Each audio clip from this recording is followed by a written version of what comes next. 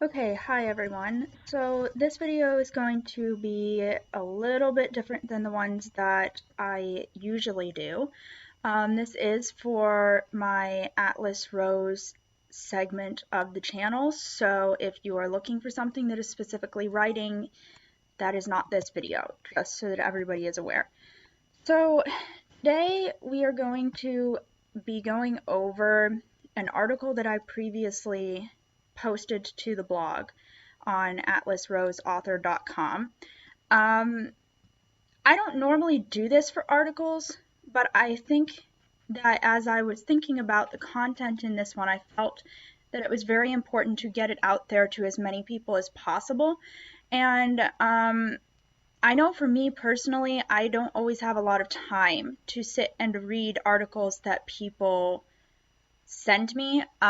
If they send me videos or YouTube links or um, podcasts, I probably do have time, to sit there and listen to it while I am working on other things. But unfortunately, most of the stuff that I do on a daily basis does not allow for me to sit there and read extensively while doing those things because I need both my hands and my eyes to do a lot of the things that I regularly do. So this video is for those of you who are like that or who just prefer to listen to somebody discuss something verbally in video form rather than reading an article. And I'm essentially, for those of you who are wanting to follow along,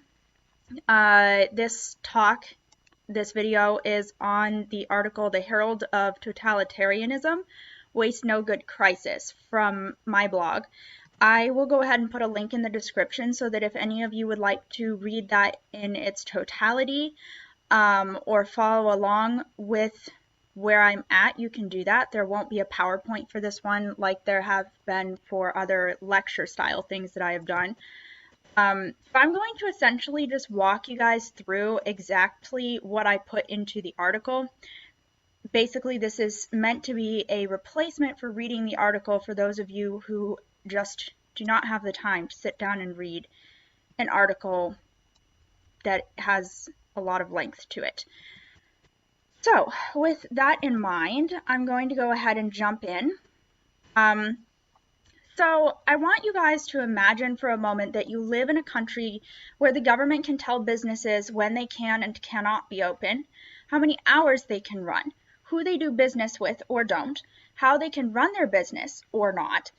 Imagine now that you live in a country where the government decides what is best for your health and safety. And imagine that the government wanted to force you to take whatever medical procedure or treatment they deemed best, separate you based on your political or race affiliations, and insist that it's all in the name of public health and safety. Now, I want you to imagine that you lived in a country where the gods of government and tech told you and every other citizen where to go, when to go, and whether you're permitted to engage in various activities from protests to everyday tasks like going to the grocery store. Now imagine living in a country where you're terrified to speak out if you have a particular political view because angry mobs of activists will be sicked on you, family might abandon you, and your job might be ripped away. Imagine that you live in a country where the government, the media, and your neighbors may crucify you, slander you, make up lies about you, simply because you dared not to go along without a peep or a question. At this point, are you thinking that this sounds like a dystopian, totalitarian regime? Probably. Think that maybe I'm discussing China or some other third world country that's under a dictatorship? I'm actually not. In fact, what I have just described is what the freest country in the world has looked like for over a year now due to the crisis of COVID prior to a vaccine. Some of you at this point might be shocked. You might be wondering if I'm making this up. I'm not. You can ask any American and they're going to tell you this is true. Now, depending on whether you ask somebody on the left or a conservative, you're going to get a very different reason for it. And the reasons vary even within those groups, but generally speaking, those on the left are going to tell you that it's for our safety, parroting the same things that the government has been spouting for the last year to excuse a legitimate crisis as a way to snatch more and more power away from the citizens and the individual states. If you ask a conservative, you're probably going to get a message much like the one I'm about to go into here, but it's usually going to contain less background or philosophy to it. Their message is going to boil down to, you are being fooled, and when you lose everything you held dear and took for granted, don't come crying to us. Okay, some of us are going to be nice about it. We're not going to outright call the other side stupid, but the truth is, we're angry. We're angry because no matter how hard we try, no matter how many warnings we issue, and many of those warnings are coming from people who, by the way, lived through the atrocities in Cuba, Holocaust Germany, communist Russia or China, and many other totalitarian regimes. Despite all of that, though, our fellow Americans on the left seem insistent on handing off our freedoms in exchange for the illusion of safety. And based on the reports coming out of other countries with mass vaccination rates, that's exactly what's happening. We do not have enough evidence at this point to say that these vaccinations are actually going to provide the safety that so many on the left are saying that they do, and even some on the right.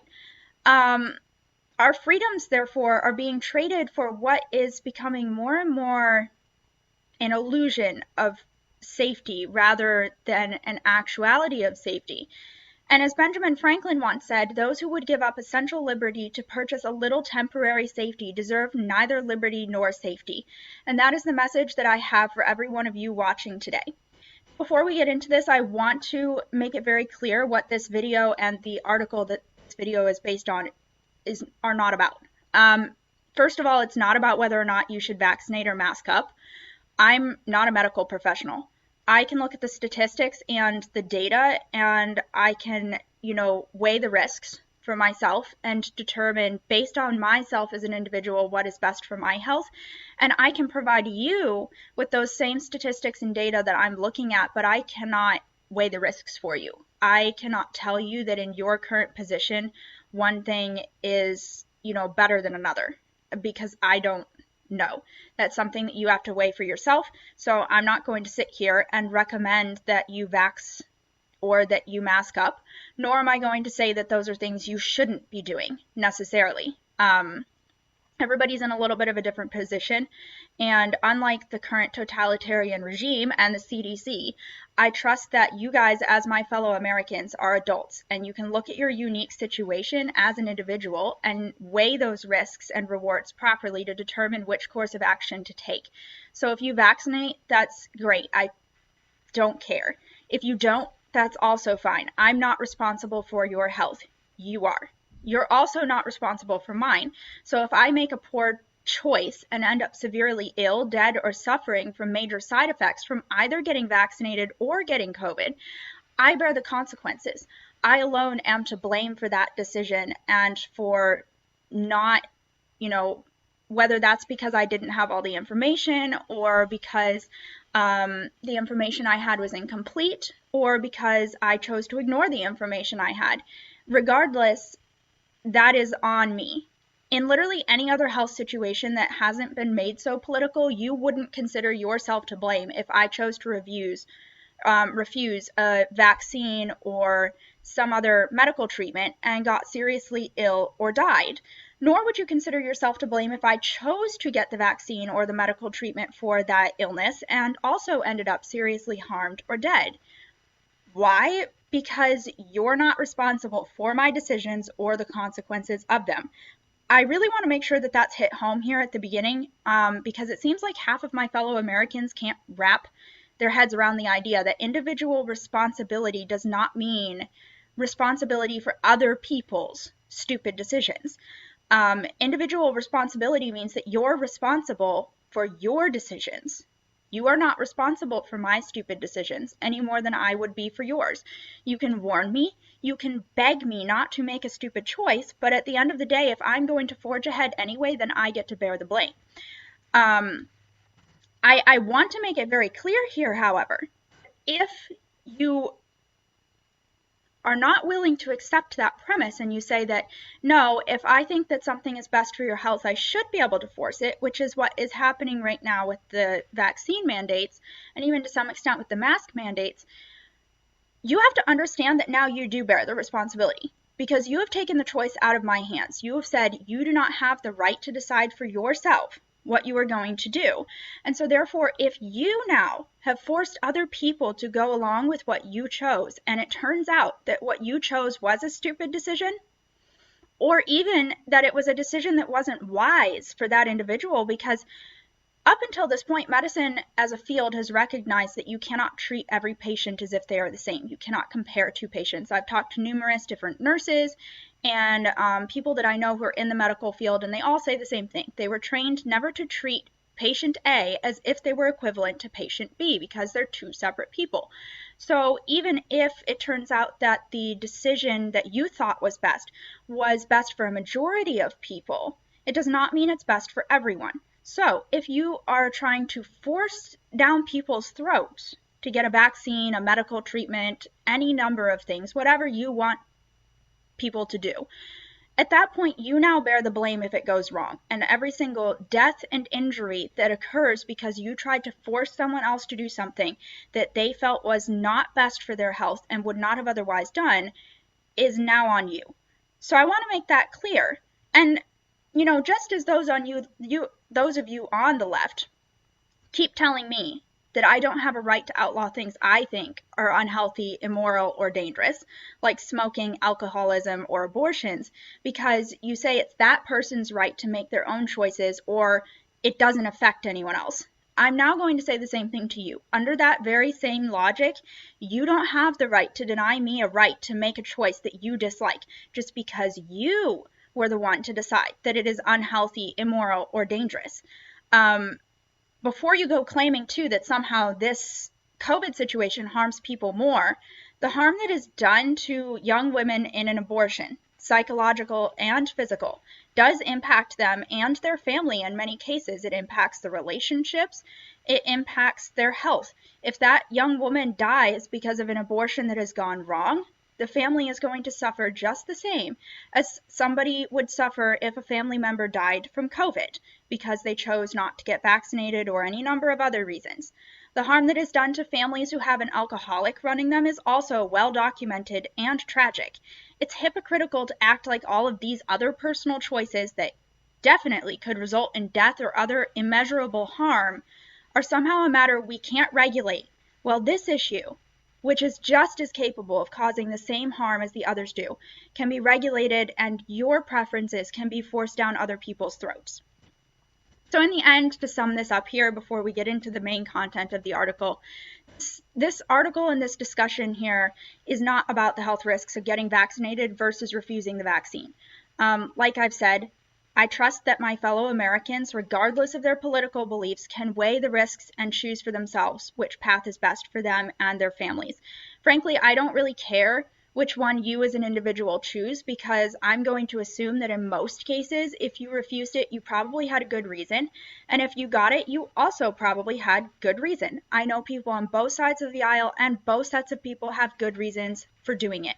Usually those two groups are also in very different places in life.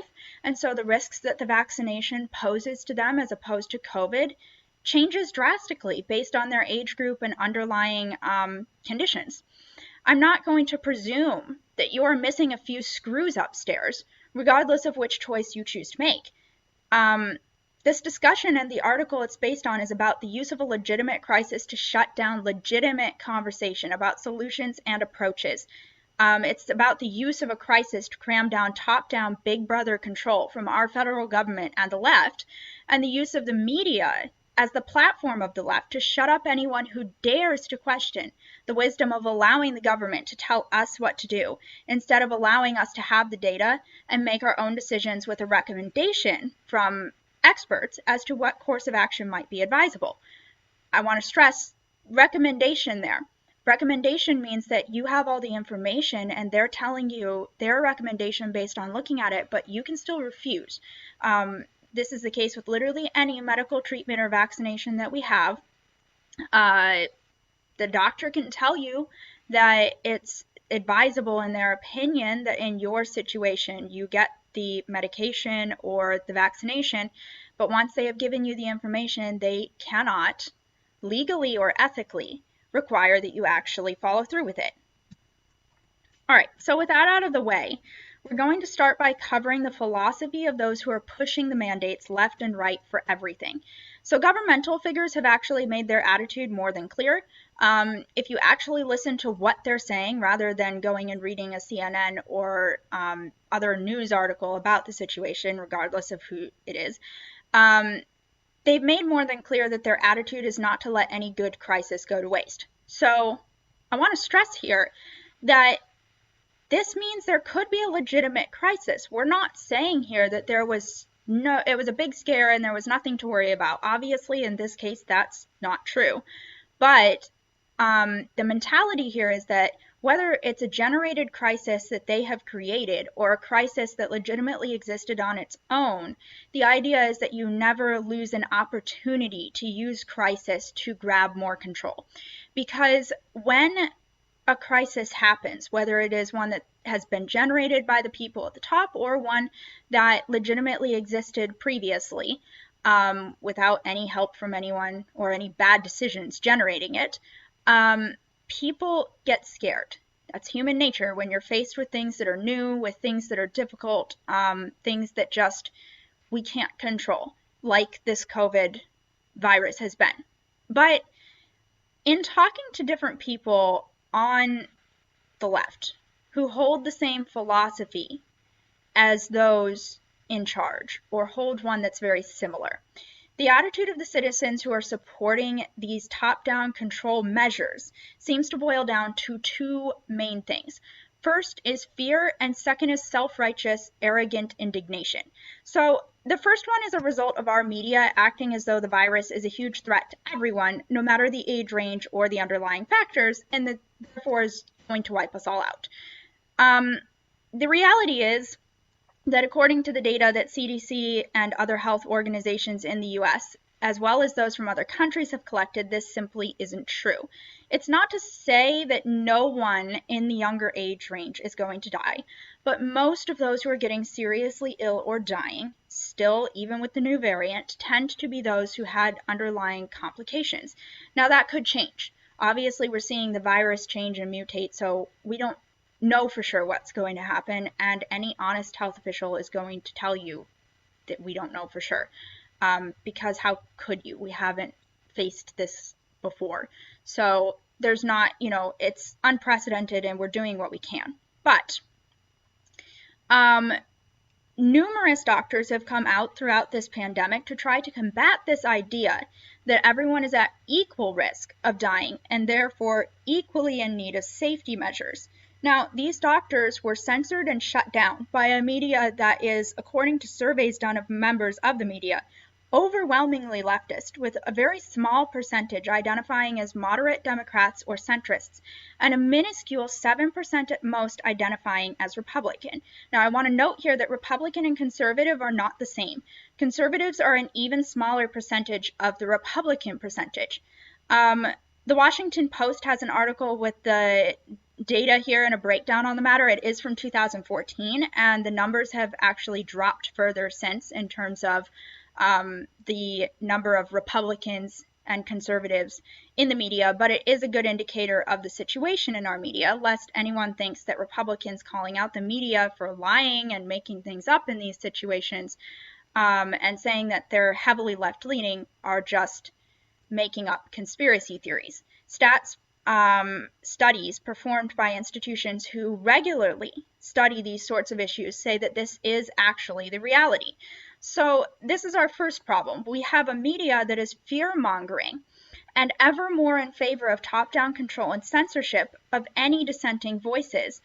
And this attitude of fear that they're inspiring has caused those already in sympathy with them to believe that COVID is such a huge threat to everyone from infancy to old age, even with the vaccine available, that we absolutely must live in a state of panic. That's not borne out by the reality. I mean, obviously, we don't know if things could change. Again, I'm not a medical professional. I don't know all the details on how things are changing or what they're projecting there. But what I do know is that when I look at the actual statistics that they're showing, the amount of fear that I'm seeing from the left and from those who are listening to our major news outlets is not warranted. It just isn't. Now, it's not to say that there aren't large numbers of people who are getting sick. It's not to say that there aren't people who are at higher risk of actually, dying if they get this thing or getting seriously ill. I know someone personally who passed away from it last year.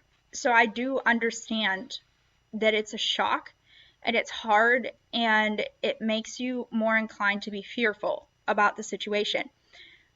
But I also know numerous people who have had it and had almost no symptoms, even from people who are in the older age range. I also know people who are kind of in between. They had some pretty bad symptoms and they, had to have medications and, they weren't necessarily hospitalized, but they did have some complications and issues. The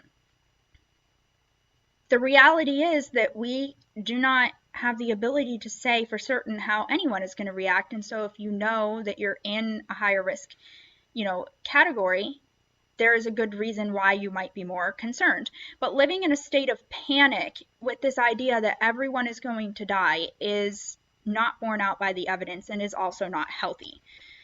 And there's a second issue, and that is the self-righteous, arrogant indignation that anyone would dare defy the gods of the science. I would like to point out that those supposed gods have gone back and forth on their own so-called scientifically backed policies time and again. Anyone paying an iota of attention to Fauci should be able to notice that he's been horribly inconsistent throughout the crisis. And not only has he been inconsistent, but his own behavior has been hypocritical, given that he has ignored the very things he's mandating for everyone else on numerous occasions.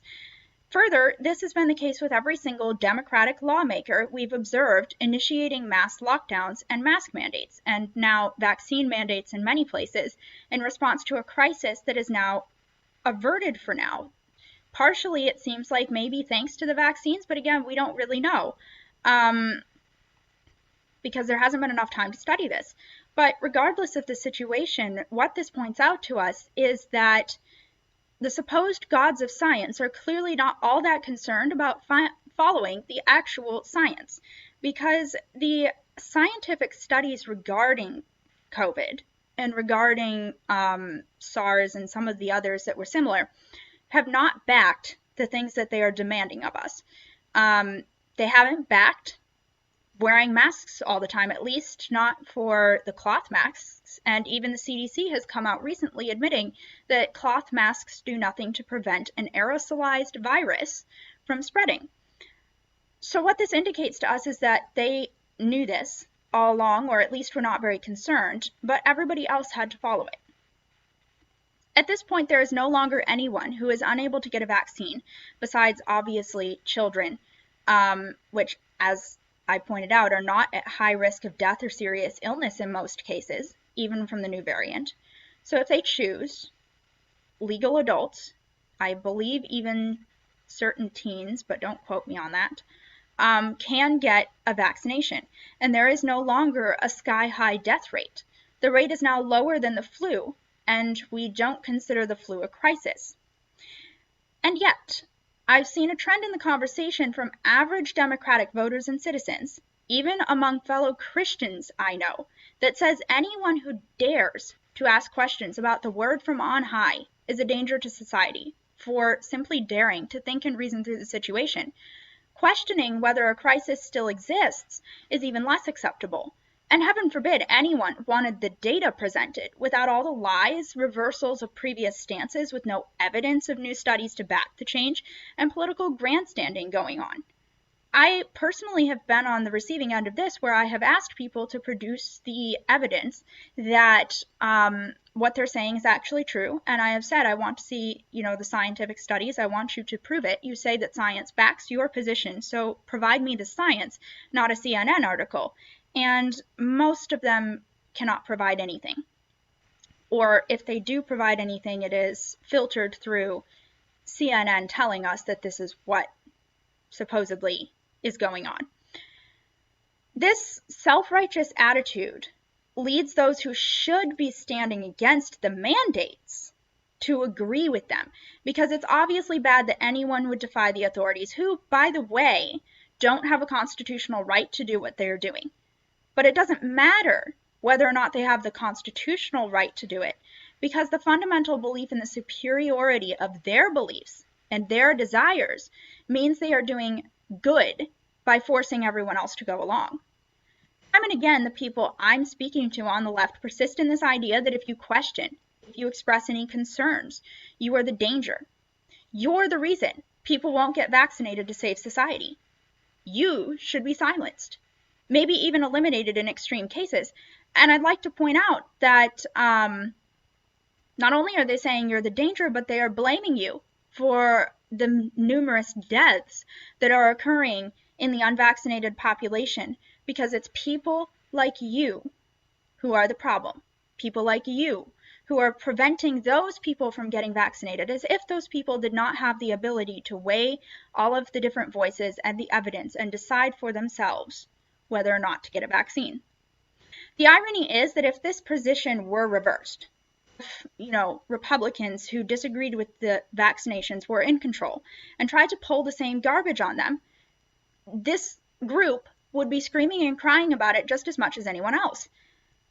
And I would agree with you if you were to fuss about it, because philosophically speaking, I don't believe that anyone has the right to force you to get a vaccine or to get a medical treatment any more than I believe someone has the right to deny you a legitimate medical treatment that might save your life.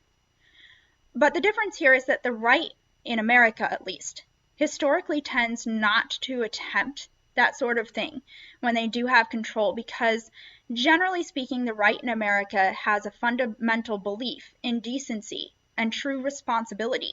Not responsibility for your whole country, state, or bigger still, the world, but for yourself and your family.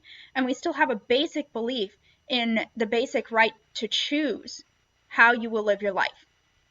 And in many cases, this leads the right to tend more toward being weak-willed than authoritarian. Now, obviously, this has not always been the case in every single country, and it is not to say that the right in America does not have its authoritarian elements. It obviously does. But in general, most of our politicians have problems with standing up for what is true and right when it is under attack, not with trying to cram their agendas down everyone else's throats. But if they were living per the philosophy I hear from so many Democratic Americans, imagine the outcry there would be whenever they were in charge. If you follow the news, you already know that the media hysterically decries every Republican as an authoritarian monster while deeming Democrats as the heroes. Now imagine what it would be like if Republicans actually took a stand to warrant the vitriolic treatment they already receive. I guarantee it would be even worse. So in the end, the philosophy of the left boils down to a few key things. Number one, do what we say or else. Number two, who cares if we have to break a few eggs to make an omelet? The vision of utopia through top-down control is far more important than the individuals who might die for us to gain it. 3, if you don't do what we say, we will throw a fit and make sure you suffer for it. 4, for those of you who still dare to speak out, we're going to do everything we can to perform a very public character lynching via social media or whatever other means we can find. And 5, their general philosophy boils down to don't think, don't look, don't speak, and don't see. Anyone who defies these principles has to be prepared to face the consequences. Yes, there are consequences for standing up for the truth. I don't personally have the kind of platform that big right-wing individuals like Candace Owens, Ben Shapiro, David Horowitz, or others like them have. And yet, even though I don't have that kind of publicity, I still receive nasty comments and am shouted down by others who are on the left for daring to speak up and question. I don't even have to tell anyone not to get vaccinated for COVID or give out any information about it. I don't have to express an opinion either way on what other people should do. Daring to say that enough is enough and we want answers, or to state that the government doesn't have the right to force people to inject themselves with any sort of drug, experimental or otherwise, is enough to get me publicly scourged in the comments section of a post. Some days, I actually just keep scrolling, even on posts from authors that I know and who are fellow Christians, because I don't have the energy to hear it from everyone one more time. But for those of you who are watching, that is how we are silenced. That is how the minority is able to silence a majority that desperately wants to hold on to their liberties. It happens because we, the people, are too afraid to say no to a minority of politicians and radicals and take a stand. I admit, I have often chosen to stay quiet around those that I know disagree, or to modify how I share my stance so that it's softer, because I just don't want to deal with it. But that isn't right. It isn't going to help. In fact, it's the quickest way to lose my freedoms. As Edmund Burke once said, all that is necessary for the triumph of evil is that good men do nothing. I've watched and I've waited. I haven't really said much on the blog or outside of Facebook posts friends put up about this particular topic, and I am now through with doing so. Enough is enough. Now is the time for us to put an end to this debacle. Now, before the Gestapo, the secret police, or the Nazis in any form come knocking on the door. You want to know how a country like Cuba or Venezuela goes from thriving to a hellhole? They waited too long to say no. They let the totalitarians come knock on their doors before they started doing something. Don't let that be our story, fellow Americans, because that's the road we're headed down right now, and if we don't start standing up, it will be the death of liberty, the death of our cherished freedoms. We say we love them on both sides of the political aisle, but can we really claim that we do when we're not willing to stand for them when they are threatened or taken away? Our founders loved their freedoms, and they proved it by putting their lives and fortunes on the line in order to stop the abuse of those freedoms. I'm afraid that we have lost that true love and valuing of freedom that those men had, which compelled them to stand up when it became clear no compromise could be reached. We are living in a time where the philosophy that I outlined above is prevailing in the Democratic Party. No compromise can be reached with those running things, so long as they insist upon aiming for total government control in true Orwellian fashion, as they have in every major democratic state in the country, and as they are now pursuing under the Biden regime. They don't want to compromise. To them, people like me who just want to get some answers and see research that proves they aren't asking me to sign my own death warrant or sign up for further health issues and problems with fertility and all these other things later on down the road. I am the danger, and people like me are a danger and must be either forced into cooperating or removed from the public arena.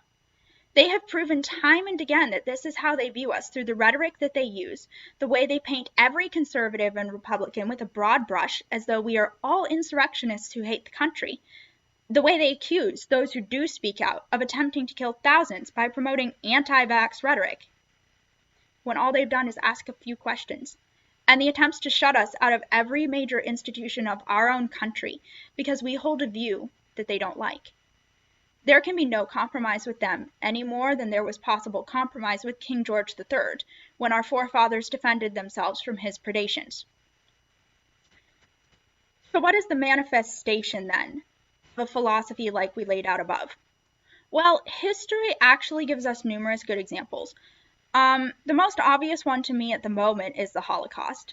I have studied that a little bit more in specific detail than I have some of the other totalitarian regimes that I'll mention a little later on.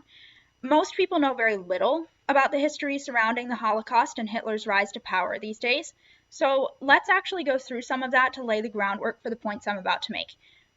First of all, after the German Empire, or as the Nazis called it, the Second Reich, collapsed following World War I, the country was plunged into chaos.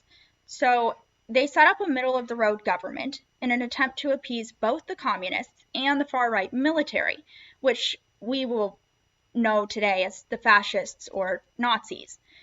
The government ended up appeasing neither, and between the time of its installation and the return of the military units from their posts, the communists declared war in the streets on the government and anyone who supported it.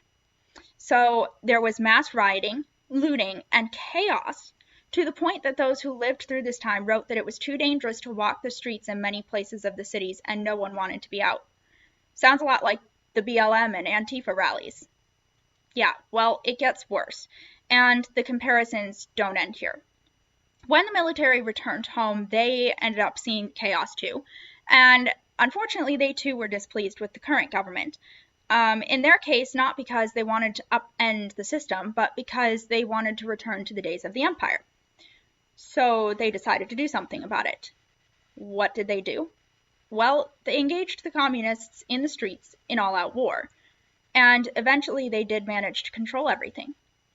We didn't see this extent of clashing and violence between far-left and communist Antifa and BLM rioters and far-right extremists, but part of that is because the far-right in America has not enjoyed the same level of support and funding as Germany's far-right military groups did.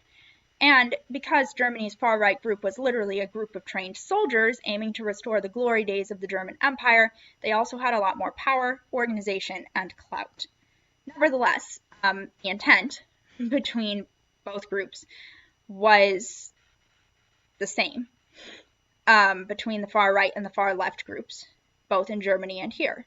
The roles are simply reversed. The communist groups in Germany ended up lacking the support to organize the same as America's far-right groups lacked it in the summer of 2020. And like the far-right groups in America lost to the far-left, Germany's communist groups lost out to the far-right military. Now, during this time, Hitler was beginning his rise to power. And interestingly enough, he didn't do it by declaring himself the dictator supreme outright. He did it through the legal system and by gaining the support of the German people through flattery, lies, and propaganda.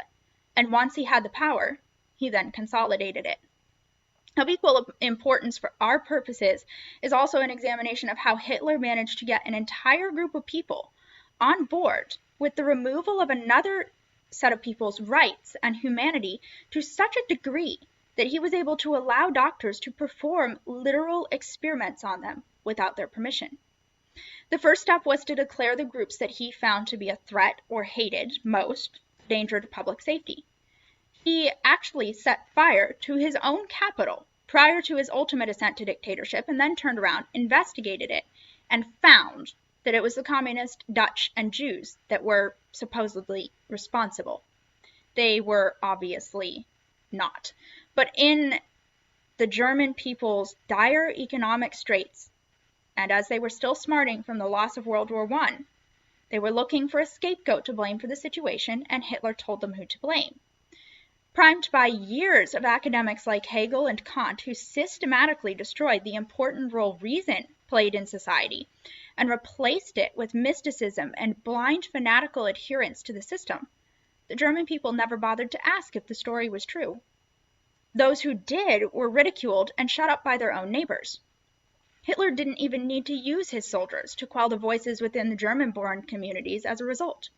He instead weaponized them, cheered on by the people, against those he had called enemies of the public well-being.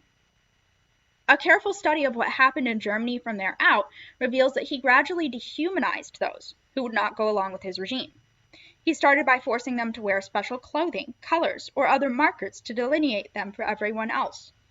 He fostered a sentiment of hatred and fear within the people against fellow citizens on the basis of race, and long before he ever began interring Jews, blacks, communists, or other enemies of the state in concentration camps, the German people were already abusing them with Hitler to cheer them on.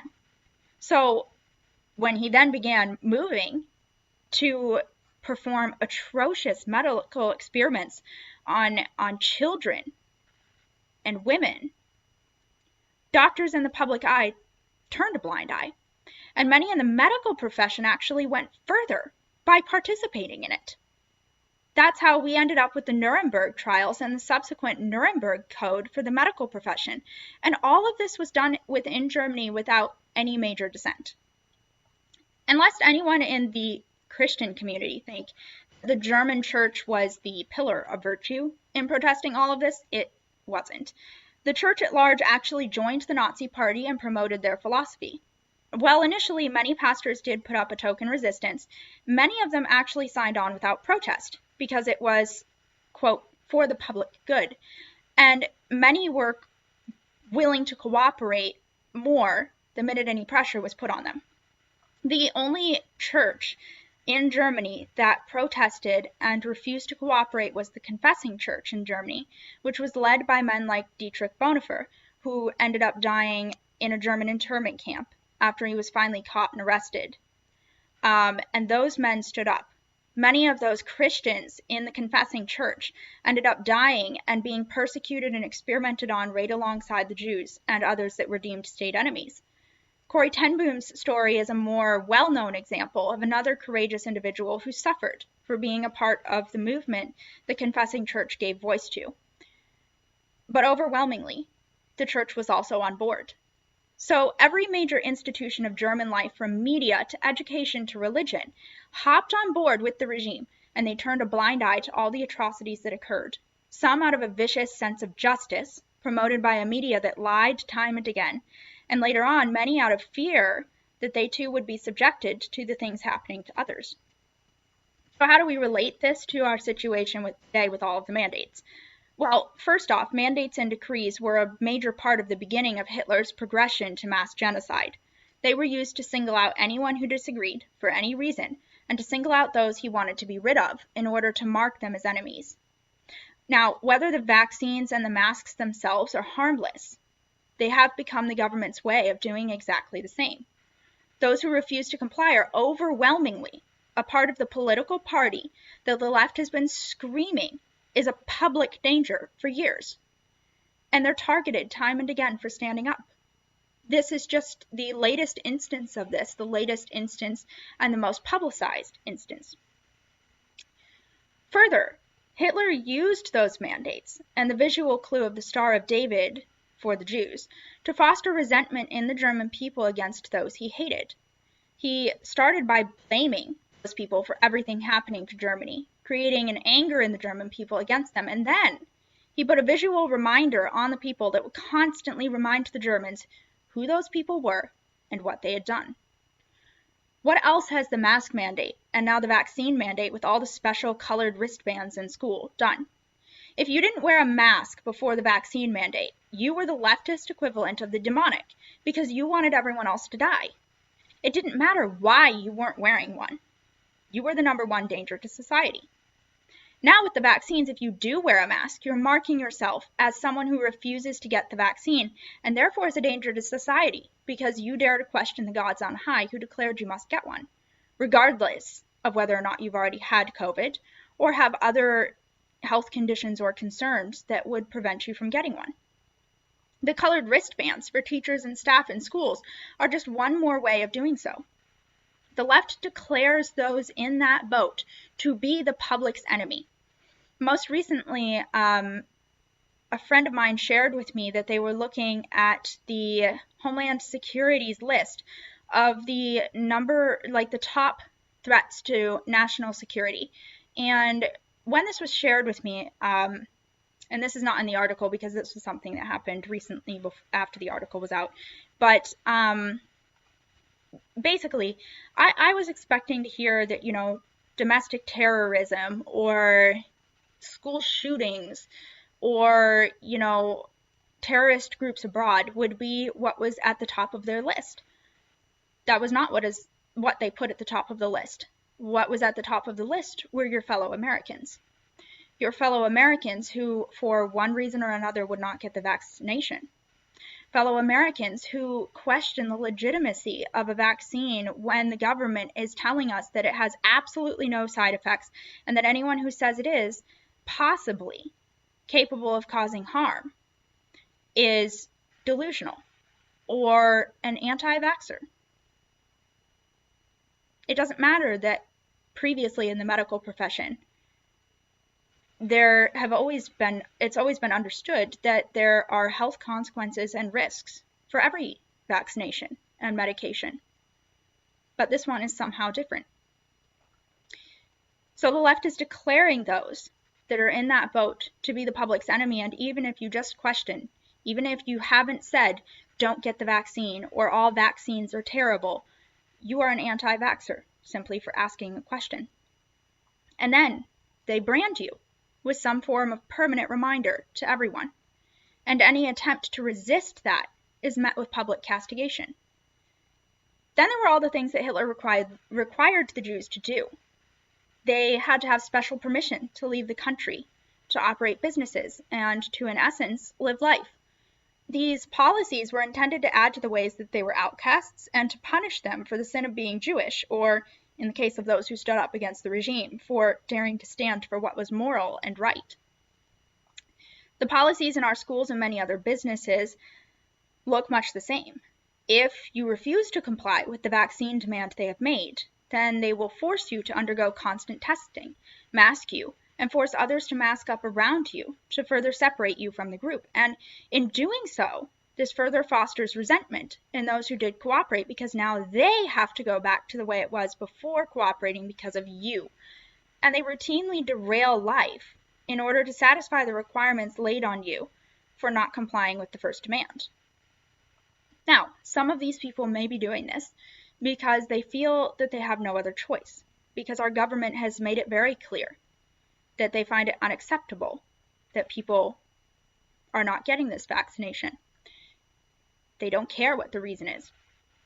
Some places are doing this because their state governments have mandated that everyone has to have a vaccination in order to be in an indoor space. And so, again, our government there, at the state level in this case, is doing their best to make it impossible for you to live life normally if you do not comply with the measures. And it's never enough. And it was never enough in the case of Hitler either. And all of this leads to a sense of frustration, encourages compliance without protest. And of course, for the Jews, no amount of compliance helped. For those who weren't ethnically discriminated against, but simply stood up and spoke out, if they would comply, they were still watched, but they were left mainly alone. Now, for Americans, we're in the same boat as the Jews, that if we are of a certain political party, no amount of compliance helps. There's always more that you have to do in order to satisfy the left. Notably, Ben Shapiro has actually been a major supporter of vaccination. He routinely advises getting vaccinated if you are a legal adult, and he has never said that the vaccines were dangerous. In fact, he has said numerous times that he considers them to be a miracle of modern science. And yet the media, acting under the same philosophy as the governmental regime currently in place, has excoriated him and outright lied about his stance on the issue, claiming that he is anti-vax. He has supported the very thing that they're demanding support of, but because he isn't on their side of the aisle without any protest, thought, or questioning on every issue, and because he still supports the right of Americans to choose to make a decision on the vaccines, even if he finds it incredibly misguided and unwise to refuse it, he is therefore still a target of hatred and persecution. We haven't at this point yet escalated to the point that Hitler did. If I were to tell you that we had, I would be lying. But the steps being taken against the political enemies of the state by those in power within every major institution of our country look an awful lot like the actions Hitler took to prepare for the next awful step he would take. And just to be clear, lest you believe it was just Hitler, every other totalitarian dictator I know of in modernity pulled the exact same game. They got control of academia first, then the government, and then the church. Once they had all three, and had convinced enough people who had the power to back them, it was okay to commit unspeakable violations of human rights in areas ranging from medical experiments to imprisonment and death for daring to disagree.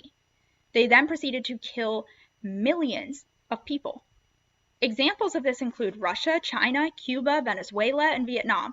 This was not a one-off issue with Hitler, nor was it an issue of purely right-wing fascism.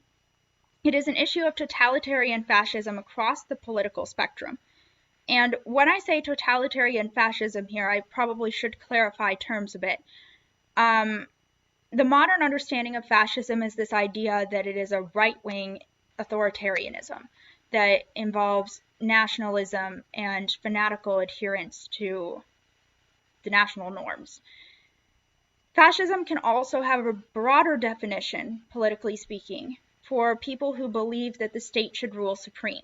And this can describe people who are communist and believe that the state and science should be the god, as well as for more of a Nazi, fascism, or Mussolini's version of fascism, which is where the term really took off, and he sort of coined the term for it. This idea of fanatical adherence to nationalism. It is worth noting that Mussolini's version of fascism did include the nationalistic fervor as being a necessary component for it to be fascism. So that is worth noting, and usually that is why people think of right-wing crazies, essentially, when they think fascism. But whether we're talking about totalitarian right-wing fascism or totalitarian left-wing socialism or communism, both of which should more correctly be called Marxism, the playbook looks more or less the same every time. They have different goals for government. They have different systems, but their aim in the end is still totalitarian control for whoever is at the top.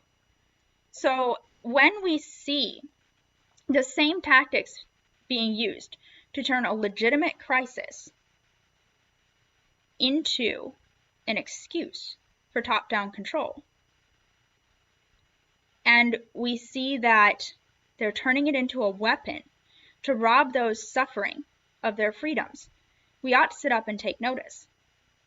Germany, in our example, was in dire economic straits, and people were legitimately suffering and dying due to the unrest.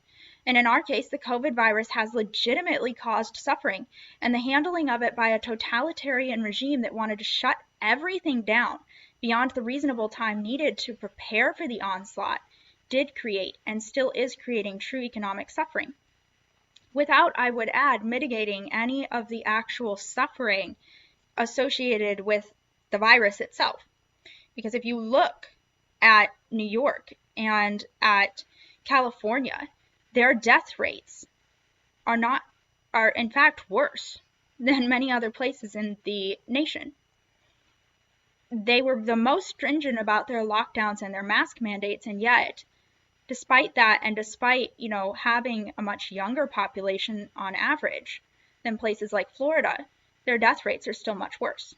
And part of that is how it was handled, but again, not entirely. So we have to ask the question now, why isn't anyone standing up? Why, if this is such a problem, aren't we standing up en masse across the political spectrum as Americans? I think on the left and right alike, the first reason that we see is one that we hold in common, and it's a lack of knowledge regarding history. The sad truth is that most Americans don't know the details of what led to Hitler's reign of terror, or how Cuba and Venezuela went from prosperous capitalist societies to ones ravaged by the horrors of totalitarianism. We don't grasp, therefore, that every one of these regimes seized their power by capitalizing on a real crisis that legitimately needed handling in one fashion or another. So when we see history repeating itself, we're not alarmed, because we don't even realize what's going on. The second reason seems to be unique, at least in this situation, to the left, and that is arrogance. I say it's unique in this case only because the right is actually taking heed of what warnings are being given from those who come from many of the very regimes I've listed here. But that is, in this case, because confirmation bias skews us to be more inclined to listen anyway. On the whole, Republicans and conservatives are a fiercely freedom-loving group. And even if most of us have no idea why we are, or what it's grounded in, that is our stance, and we react harshly to anyone trying to rob us of it. Sometimes too harshly and swiftly, admittedly, but nevertheless, we're inclined to listen. The people speaking up are, however, not in agreement with the agenda of the left. They don't appreciate the soft socialism that so many Americans voting Democrat seem to support, because that same soft socialism was introduced in their countries as a precursor to communism, just as Marx intended it to be. So the left hates them, and in their arrogance believes that their attempts at the same regimes these individuals fled will somehow turn into utopia rather than dystopia as it has everywhere else. Human beings with this visionary ideal manage to hold on to this delusion time and again, despite the evidence of history. And in the case of American leftists, they've added help to that with the first reason no one's standing up. They don't know history anyway. So if you mix ignorance with the arrogance to think that they'll be the first human beings to make an innately flawed system work, and you have a bunch of people who refuse to heed or even listen to the warnings of those who lived through the atrocities that always follow the philosophy and politics that the left in America insists on pursuing, you end up with exactly the problem that we're seeing. The third reason is not really unique. Those who are moderately Democrat, centrists, and Republicans all share this one. We're afraid of what's going to happen to us. There's a rising number of figures from the left who are being destroyed by their own side for saying just one wrong or politically incorrect thing. And so everyone is understandably worried about what will happen to them. I mean, logically, if the left can destroy its own moderate politicians or major public figures, how can we expect to fare any better as the little guys? We can't. But the trouble here is that we fail to realize that there are many more of us who share a common belief that this infringement on personal choice and liberty is wrong than there are those who think it's good in the name of public good. If we all spoke up, they'd be hard-pressed at this moment in time to silence us. They'd try, but for now, they're not able to make examples of all of us. And we need to capitalize on that while we still can. The final major reason is more generally a Republican or conservative issue. We're too polite, and we've bought into the idea that the left has peddled that speech that disagrees with them is rude or impolite. Disagreement is nasty. Generally, Republicans have traditionally been taught to be polite and adopt a live and let live policy. This works great when your opponents are doing the same thing and are also allowing for discussion of different ideas, because then you have an open forum to be able to pit standard against standard to determine which standard is the right one. But as soon as your opponent's determined to make even polite disagreement impolite, you're left with a decision. You either are going to speak up and be labeled impolite, or you're going to go silent to keep the peace. And many Americans on the Republican side have been going along to get along, and then are confused about why we're losing everything to the left. Well, it's because we refuse to speak up and be politically incorrect or impolite. So what do we do about this? I mean, it wouldn't do as much good to talk about all of this and then leave it at that with no ways to address the problem. So I have two messages. One for my fellow Americans that are conservatives, and one for my fellow Americans who still believe that this won't end in tragedy and despotism if we allow it now in the name of public safety. So to my fellow conservatives, stand up. Stop worrying about being polite. Standing for what's right firmly and holding to your standards is not impolite. You can do it without being truly rude. You can stand for liberty without condemning the character of every other American who stands up differently. The point is this: we can hold to what is morally right and morally wrong without name-calling and nastiness. But we do have to start calling things what they are. Words have power. They are descriptors of reality, but the left has twisted them to make them the creators of reality. If they say it is, then it is, according to the left. So therefore, any attempt that we make to speak truthfully is violence against the reality they want to create. But we all know that just because you say something does not mean it's true. If I tell you that I can fly, are you going to let me jump off of a building in the name of being nonviolent, or are you going to tell me that I can't and try to stop me? The reality doesn't change just because I'm delusional or trying to warp someone else's view such that they believe my delusion. Words have power, and we absolutely must use them to speak out for what is true as we know it. We can certainly remain open to those who wish to have an honest conversation and have these discussions. We can be open and humble enough to changing our views when presented with hard evidence that something else is true or a better model of reality than what we had. because we understand that we're not always right and that other people can have input, even when we don't generally agree with those people, input that is useful and helpful.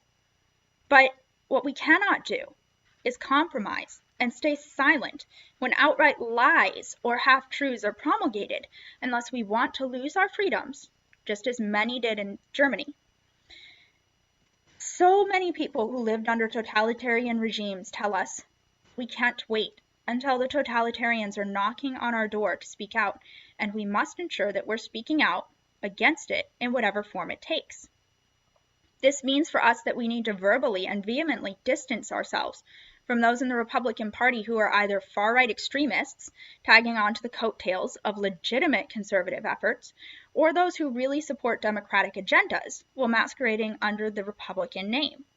Either one is dangerous and problematic. Conservative does not equate to Republican, and we have to fight back against the tide of untruths that are being weaponized against us. You are not in the minority. You aren't. I see so many people, in my neighborhood and in my community and other places that are standing up. Just today, I saw an entire group of parents and kids that were out protesting the attempts to force vaccinations and masks, especially on children who are not at severe risk of dying from this illness. You need to stand up and you need to fight. Say no. They will hurl whatever they can at you for it. We're going to suffer. But you need to understand that our founders didn't win our freedoms without spilling blood, sacrificing, and suffering. So go back to our roots and screw your courage to the sticking point. Now is the time for us to fight, while we, like our founders, have legal means by which to do. And above all, for those of us who are believers, we need to be praying that God is going to open blind eyes, revive the church, and bring them back into the fight for what is true and what is right. This isn't a matter of vaccinating or not vaccinating. That decision is yours. But the moment that the government wants to come in and refuse parents the right to decide what is best for their children, force us against our will to participate in taking a drug or a treatment we have clearly stated we wish to refuse, or treat us as public enemy number one to make it acceptable to grab top-down control to eliminate the threat, we cannot stand idly by. That's what this is about.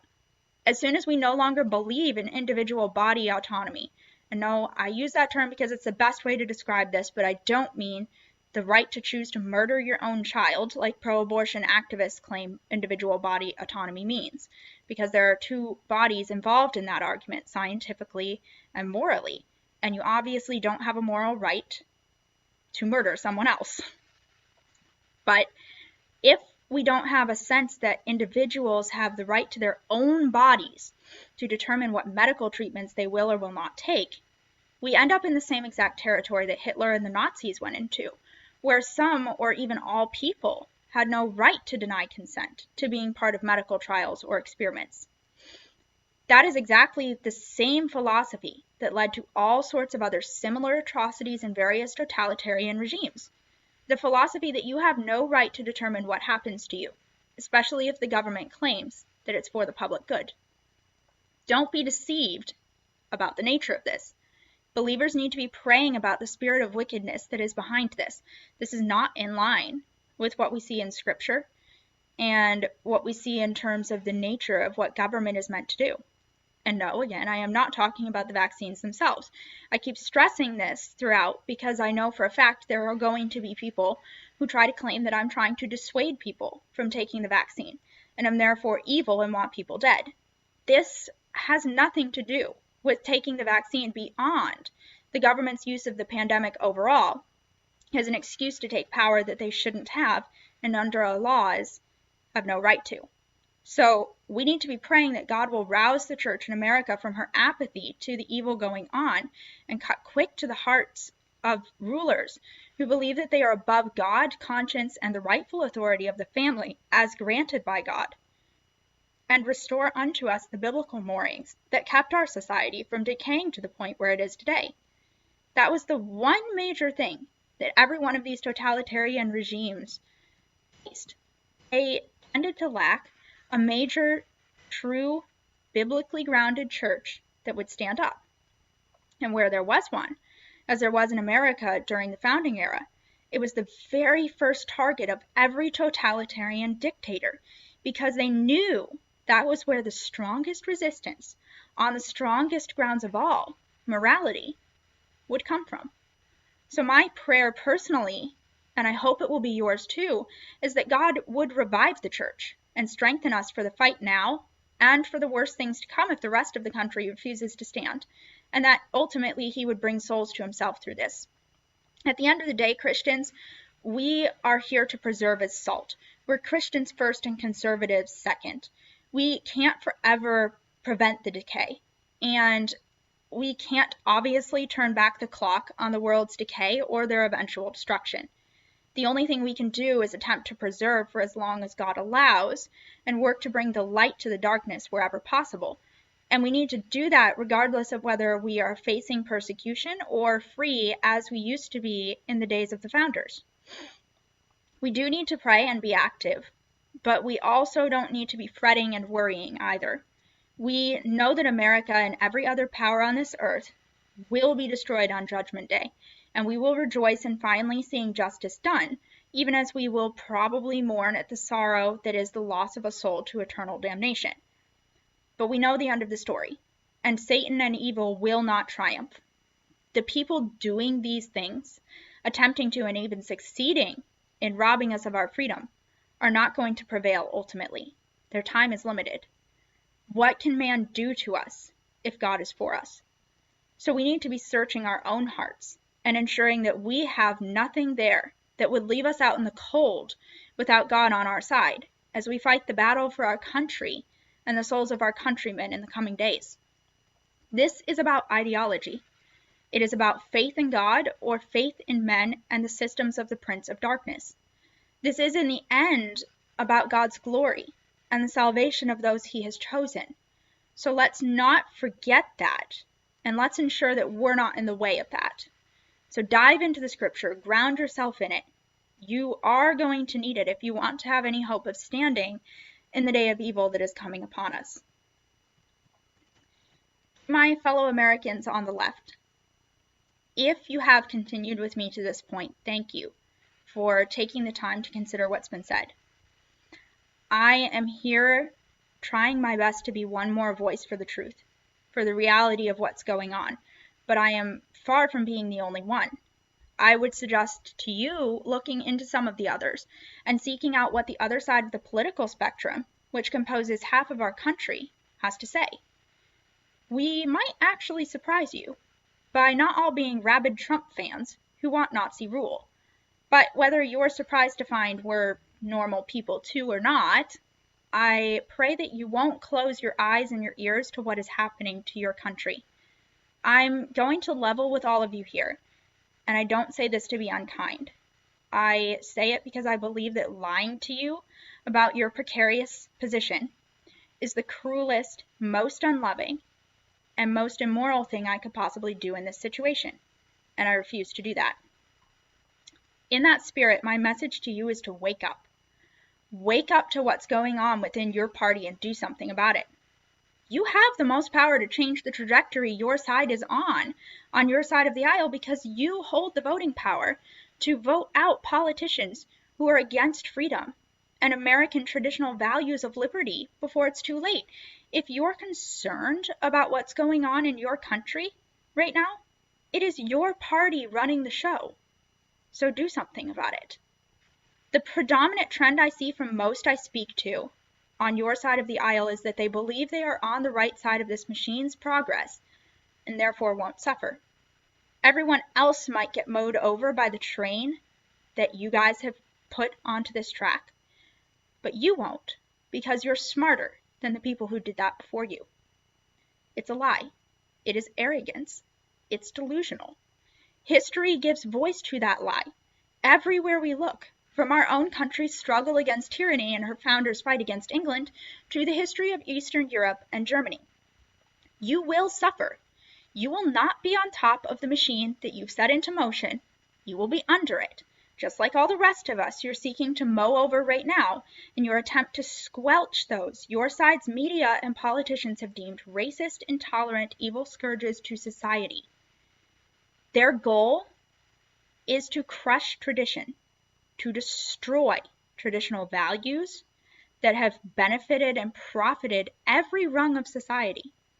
Their goal is to destroy the foundation that America was built on and replace it with their own ideals. But the problem with this is that the same people who are tearing down the system now are being taught to have a critical attitude of the system. And so no matter how much progress is made, it will never be enough. And this leads to the destabilization of society. They are not here to fix the ills or to address the ills. They are not here for solutions. The only thing they are here to do is to tear down everything that we were built on. You have the opportunity to do something about that. But in your attempt to silence anyone that you've been told is inhuman and backward, you've silenced everyone who has tried to warn you of your own impending doom by your own hand. Likely, I'm about to be one of them, but I'm going to reiterate the message that countless other voices have given to you and have been giving. Those you put into power will crush everyone in their attempt to consolidate it. And history shows time and again that those with a lust for power forget those who put them into power once they have attained it. You will become victims of your own refusal to listen. Myself and the other half of the country really doesn't want to suffer for your mistakes. But we want even less to watch those after us suffer because of our generations taking leave of their senses or refusing to see what was happening.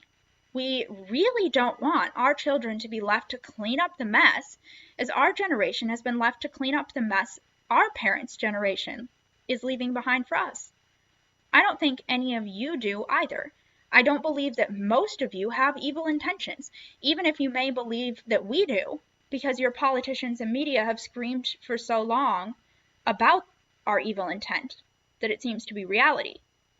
Now, maybe some of you truly do buy into the vision of utopia promoted, or maybe you simply feel that the only way to survive the coming days will be to comply. And I'm sympathetic to both. I'm sympathetic to the wish to see societal ills addressed and the fear that if you don't comply, you'll be ruined. But as sympathetic as I am, the reality is still unchanged. Compliance will not save you. Utopia is not where the train you've set into motion is headed. All that is coming is dystopia and totalitarianism. You can claim I'm wrong. You can rail against me.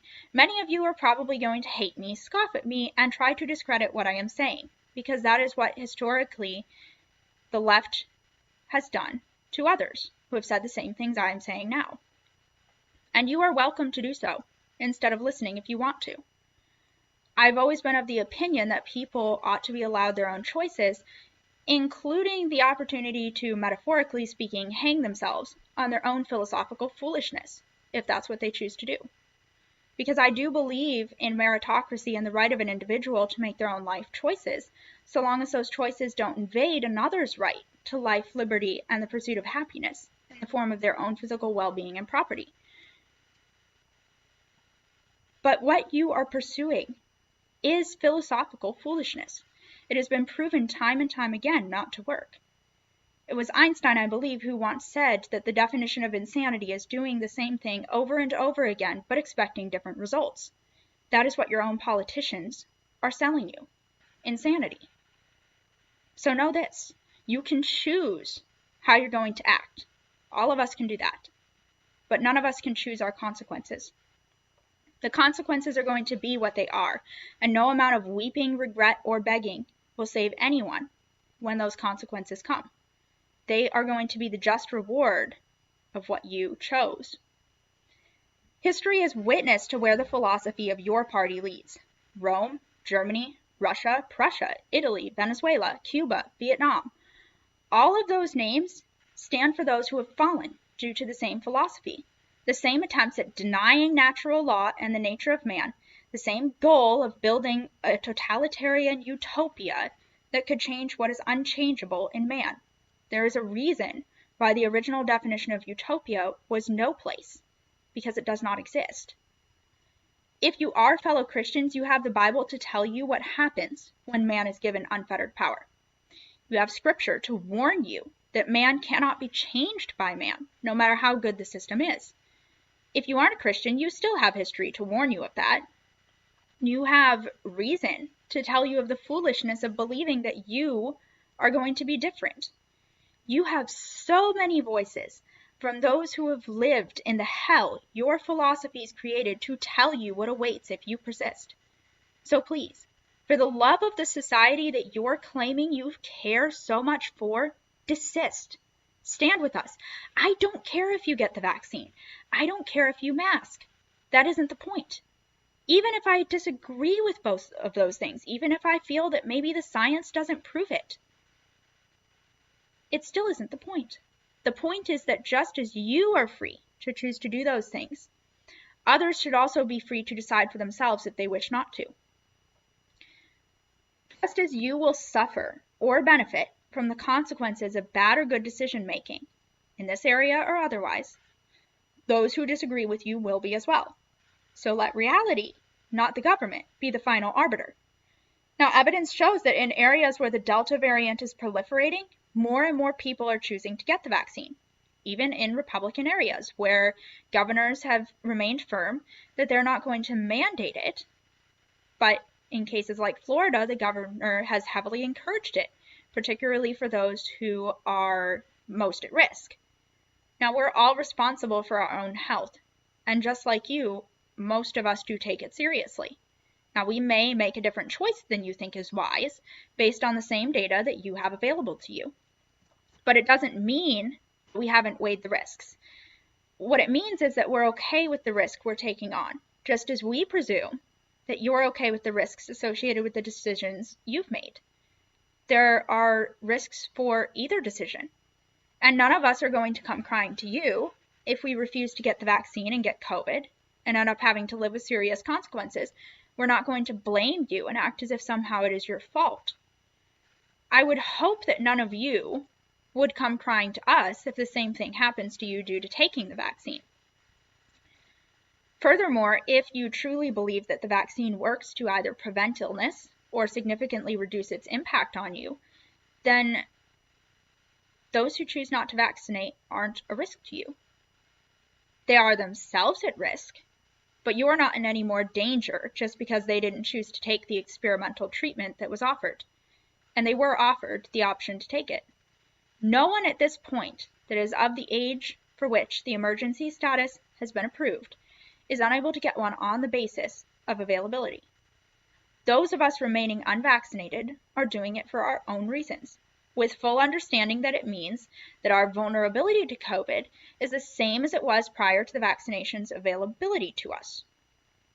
And we're fine with that. We've weighed the risks. And if we've weighed wrong, you aren't the one to suffer. We are. Reality will be the judge between us on whether one or neither group is correct. Either way, what do you have to fear from those who won't get it when you have? Don't be hypocritical in insisting everyone else should do as you think they should, while also freaking out at the suggestion that places like Florida might refuse to allow mandates for those things. If the situations were reversed and you were denied the vaccine on the grounds that Republican health officials don't think it's safe, you would have a fit. And actually, I'd be right there with you pitching a fit, because if you want to inject yourself with something that some people feel is safe and some don't, with the hope that it will keep you healthy and safe or protect you from an illness that you are at high risk of getting, or otherwise, that is your choice, just as it is with every other vaccination. You should have that choice because you are an individual with your own set of risks. You may be at more risk of becoming severely ill if you catch COVID than I am sitting here as a healthy female with no underlying risks in my 20s. And I can understand why you'd want to get the vaccine at that point, because COVID poses more risk to you than the shot does. And I'd support your right to take it. just as I support another's right to refuse it, because my philosophical basis is applied consistently. So apply yours consistently. If the situation were reversed and your philosophy were applied to it, would you be happy? If you wouldn't, then don't impose it upon others. At the end of the day, the problem is not the vaccination. The problem is the continual push forward to rob all of us, including you, of our rights and our power to make our own decisions by a regime that wishes to impose the same sorts of communistic regimes that led to Hitler, Mussolini, Stalin, and many other dictators around the world. So don't make the same mistake that the German people did in allowing fascistic or communistic behaviors to rule. Learn from the mistakes of others before it's too late for you, right along with the rest of us that you're going to condemn. And if you refuse to stand with us, then don't be shocked when you're met with resistance. You should expect a fight. We are not going to cooperate. We are not going to comply with you if you attempt to rob us of our freedoms along with everyone else. You need to understand that a growing number of people in the half of the country that your politicians have treated as if they are the enemy are saying, all right, if we are the enemy and we can't win anyway, and there is no hope of compromise, then this is the hill we die on. You might be unwise enough to hand over your freedoms. You might feel that they're not important enough for you to hold on to because there's a crisis to excuse it. But we're not going to allow you to hand over our freedoms with yours, so long as we have breath left to fight. We would really prefer that our fellow Americans unite with us for a cause that is going to impact every single one of us, regardless of which political viewpoint we hold. But if we have to fight alone, we will. Because we're not going to take this lying down. And in the end, maybe we'll lose. There's a possibility of that. But we're not going to be standing there at the end knowing that we didn't try. And you, if we do win, will be the ones to benefit from the fact that the government was refused the opportunity to rob all of us of our freedoms, so that when the crisis is over and past, regardless of how it plays out, the government will not at the end continue in the future to take more and more of our freedoms, to the point where even you may find yourself protesting that they've robbed you of freedoms that matter to you. So my message to you is to wake up. Start uniting with us, start working with us. We're not asking you to vote Republican necessarily. We're not asking you to agree with us on every single thing. What we are asking is that you work with us as Americans first and foremost to fight back against the freedoms that are being taken, to fight for the freedoms that are being taken, and to fight back against the regime that wants to take them. And that you stand with us to preserve the foundation for those freedoms. Because those very freedoms and their foundations are what allows you to hold an opposing viewpoint to whoever is in charge. Those very same freedoms protect you when the opposite political party is in charge and yours is not. The situation could easily be reversed. Don't give up those freedoms now, because I guarantee you that it will look nasty under a totalitarian regime for everyone, regardless of whether or not it is the right or the left who is in charge of it, because that's what history has to say. So wake up now, while you still have time to do so. In the end, whatever your stance on the vaccines and COVID and masks is, now is the time for us to stand up against a government that is persisting in attempting to manufacture panic even when the crisis has passed, solely for the purpose of robbing us of our rights and tearing down traditional institutions. We do not have time to dawdle around or pretend that it isn't a threat or that it's a conspiracy theory. We're seeing this playing out in real time. We don't have time to be afraid of what the powers that will be attempt to do to us. We have to stand bold in the truth, and we need to fight back with every legal avenue available to us right now before those are taken too. And if they still persist, and we are no longer able to vote them out, sue them, or refuse, then we're going to find ourselves in the same positions as our founders found themselves, and with every recourse legally available and attempted and rebuffed, we must then arm ourselves for our defense. I want to be clear that I am not advocating that we storm the Capitol or behave as the lunatics who did so on January 6th. Let me be very, very clear about that, because I am not advocating that we have an insurrection of that form, pitiful or otherwise. What I am advocating here is that just as the founders and their fellow Americans armed themselves and prepared for a fight after they declared their independence, while still hoping that it wouldn't come to that, we have to do the same. We have to be prepared to defend ourselves if they will not allow us to leave peaceably. And we must all do so, regardless of whether we are right, center, or left. If you're a moderate with any of those positions, and you believe freedom to be essential, regardless of whether your fellow Americans agree with your idea on policies intended to achieve the protection of that freedom, then you also should be preparing to do this. We don't respond to their violence or their attempts to rob us of all we hold dear by burning down their stores, smashing windows, looting, rioting, or screaming in the streets as Antifa and BLM did. To do so would be to become the very fascists and Nazis and communists trying to steal all we love. Instead, we need to stand firm. We need to refuse to comply with the authoritarian measures because they go against the Constitution and the natural law that gives our rulers their authority. And we protect ourselves when they inevitably try to use force to make us comply. We don't fire the first shot, but we will fire if necessary. That must be our stance if we have any hope of holding on to what our founders purchased for us with their own blood, sweat, and tears. If you guys are looking for further reading or resources on this topic, I have included the link to the article that I just went through. The article itself contains the resources that I quoted within the article so that you guys are able to look those up. That includes the Nuremberg Code and the, I believe it was Washington Post article with statistics on the political views within the mainstream media, as well as the links to the citations that I used from Benjamin Franklin and Edmund Burke. On that, I have also included a list for further reading. If you guys are interested on learning more about Germany,